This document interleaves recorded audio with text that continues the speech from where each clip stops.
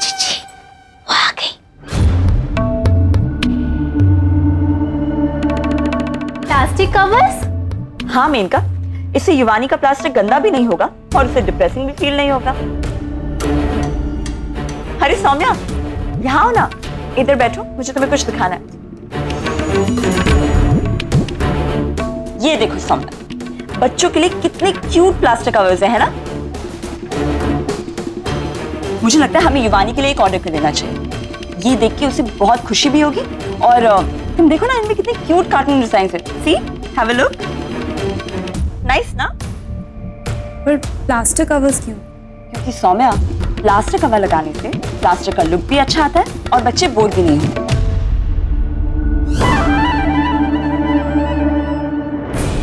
जीजी, वैसे जीजी मैं अभी आपसे कुछ कहूंगी तो आप मुझे शट अप बोल दोगी, पर मेरे हिसाब से ना युवानी के लिए कुछ ऑर्डर करने से पहले सुहानी जीजी से एक बार पूछ लो। क्यों? सुहानी से क्यों पूछना है?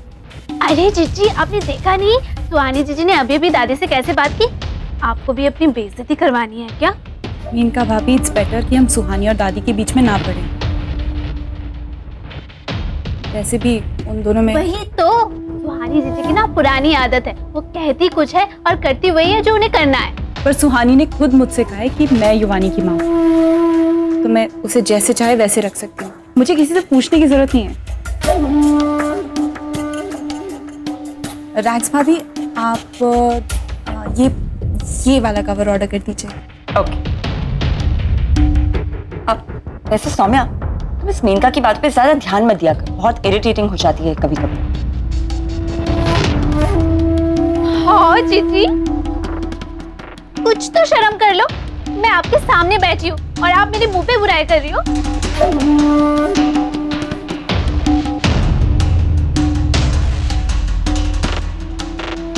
वैसे सौम्या,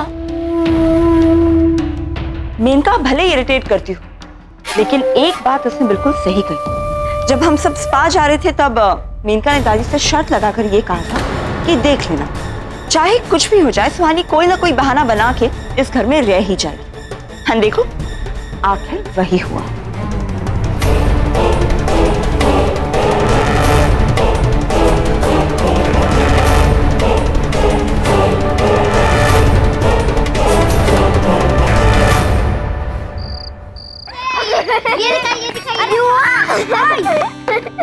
ये देखो, ये अरे युवान, ये क्या देखो लग गया ना?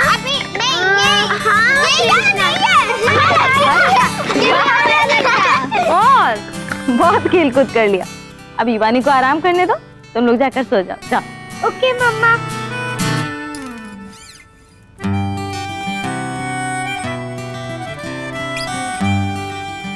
मम्मा, आज हम मामू के साथ सो जाएंगे, आप युवानी के साथ सो जाना, आपको उसका ख्याल रखना है ना? ओहो, मेरा छोटू सा शहंशाह इतना समझदार हो गया। जा, सो जा। Good night. Good night aunty. अच्छा तो युवानी, चलो अभी बहुत मस्ती हो गई है ना? इतनी देर से आप खेल रहे थे, अब आपके दवाई खाने का टाइम हो गया। नहीं आंटी, प्लीज मुझे दवाई नहीं खानी। बेटा, अगर आप दवा नहीं खाओगे तो ठीक कैसे होगे? दवा तो खानी पड़ेगी। चल, मुझे दवा नहीं चाहिए, प्लीज ना आंटी। अच्छा ठीक है, हम एक काम करते हैं, हम ना आपको एक कहानी सुनाएंगे। अगर आपको कहानी पसंद आई ना तो आपको दवा खानी पड़ेगी। प्रॉमिस? प्रॉमिस।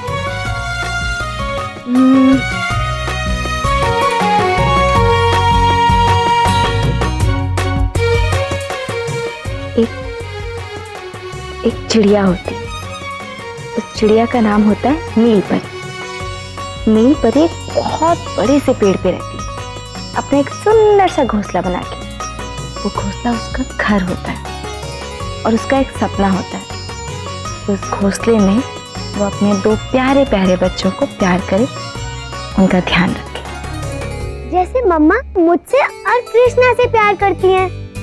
हाँ बेटा, तो आगे ऐसा होता है कि जो नीलपरी होती है ना, उसके दो अंडे होते हैं। उन अंडों को बहुत प्यार करती है। उनके बड़े होने के सपने भी देखती है कि जब वो बच्चे बड़े होंगे तो उनके साथ ढेर सारी मस्ती करेगी। लेकिन फिर एक दिन उसे ये पता चलता है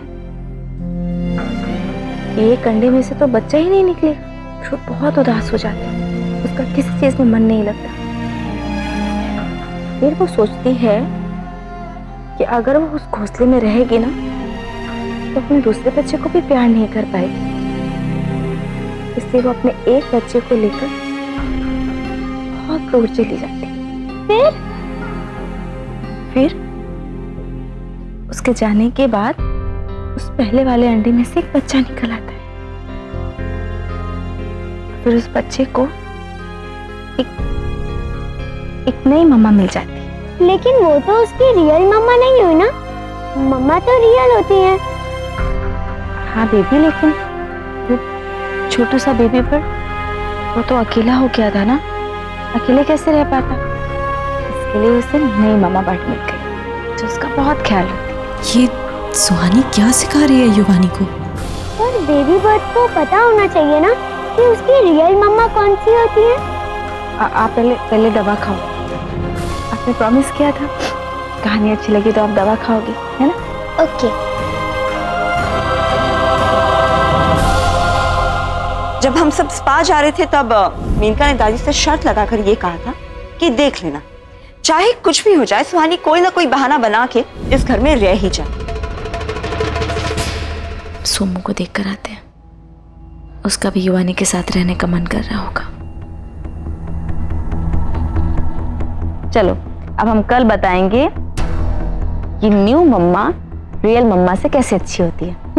okay aunty, good night. Good night बेटा, आपकी मम्मा को भेजते हैं।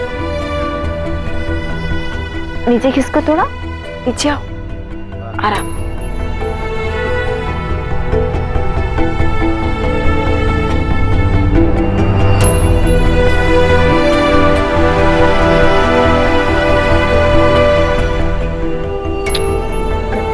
Good night.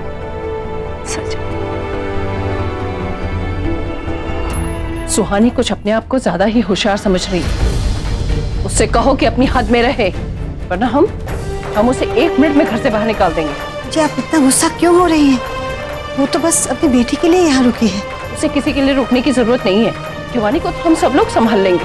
अब वो जबरदस्ती का रिश्ता क्यों बनाने पे तुली है? जबरदस्ती नहीं माँ जी, बल्कि उसका हक है। युवानी की माँ है वो, जिसे अपनी बेटी के बारे में इतने सालों तक पता ही नहीं था। अच्छा, इसमें भी तुम्हें लगता है कि हमारी गलती है? प्रतिमा, आज तुम्हें हमारी बात बुरी लग रही होगी और तुम्हें जितने इल्जाम लगाने हैं हम पर लगा लो, लेकिन एक बात हमारी याद रखना, अगर सुहानी अब वापस इस घर में आई तो सब कुछ बर्बाद हो जाएगा।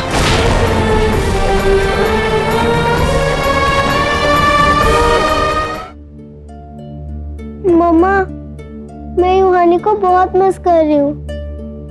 मुझे उसके साथ सोना है, मुझे उसका ख्याल रखना है। देखो ना कितना बड़ा फ्रैक्चर लगा है उसे। मैं तो उसका प्लास्टर देखकर डर ही गई थी। अगर सुहानी अपने दोनों बच्चों के साथ यहाँ रहने आ गई तो दादी तो कृष्णा को वैसे ही पसंद नहीं करती।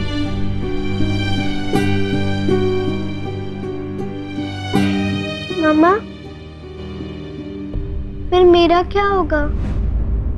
मेरा क्या होगा मतलब? मतलब युवानी तो बेड रेस्ट पे है और वो मेरे साथ खेल भी नहीं सकती। और अगर युवान भी चला गया तो मेरा क्या होगा? बेटा, जब तक आपकी मम्मा आपके साथ है ना, आपको इस चीज की टेंशन लेने की कोई जरूरत नहीं है।